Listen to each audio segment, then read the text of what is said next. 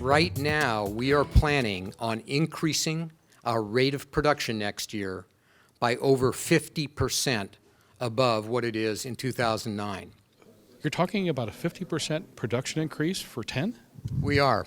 We've got a pretty broad product range, and some of the models we see picking up a lot of volume next year. And of course, we're going to reserve the right to make mid-course corrections on the production rate as we go along. But overall, we think that 2010 is showing some promising signs. I'll have to tell you that if Piper isn't the pivotal example of slow and steady wins a race, who is? Yeah, we were very conservative when we saw the recession kind of taking grip.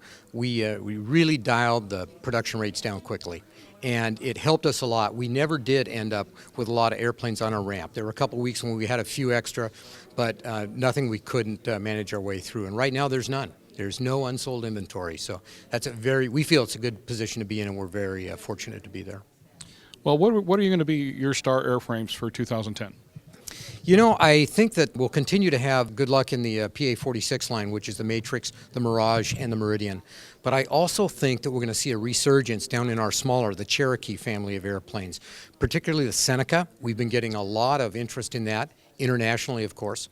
And then on the trainer airplanes, the Warrior and the Seminole, there's a lot of flight schools that need airplanes, and we're getting a lot of interest there. With the PiperJets getting to a point now where numbers are getting solidified, and more important, the numbers are continuing to look good.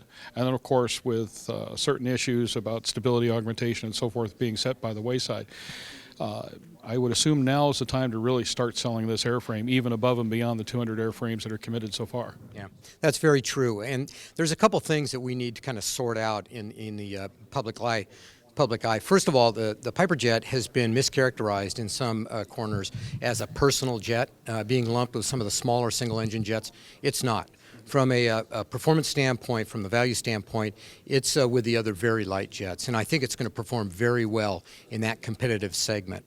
That's a segment that seems to be growing. What's happened over the last 18 months with a lot of aircraft segments kind of on the downward turn, the very light jets and the folks that are selling into that segment now are doing very well. And so we look forward and we think that that's going to be a real sharp airplane. With the turbulence that's going on among manufacturers right now of the high-performance single-engine piston market, are there opportunities there where Piper might decide to fill in the blanks?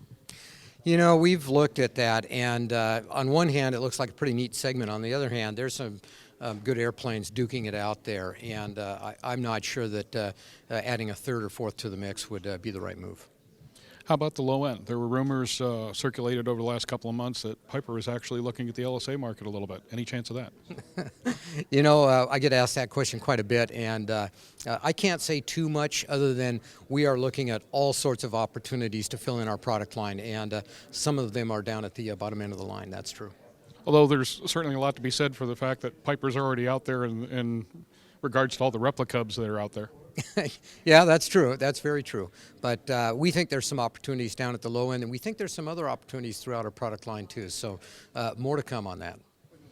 Well, that's one of the things I have to ask, and obviously you're probably not ready to tip your hat, but you did mention that you're looking at expanding the product line.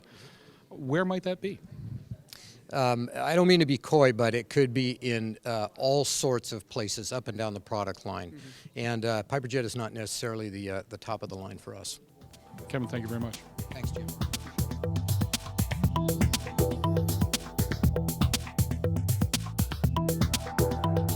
Aero-TV is brought to you by... If you own a Cirrus today, or if you are considering the purchase of a new or used aircraft, consider this. Avidyne, in conjunction with the country's leading Cirrus sales and maintenance facilities, has launched the G3R9 program that combines the purchase of a late-model, low-time Cirrus aircraft and the addition of the Avidyne Integra Release 9 avionics suite for much less than you may have thought, and certainly much less than purchasing a brand new aircraft. G3R9, combining the best airframe, best engine, and best avionics for the best value.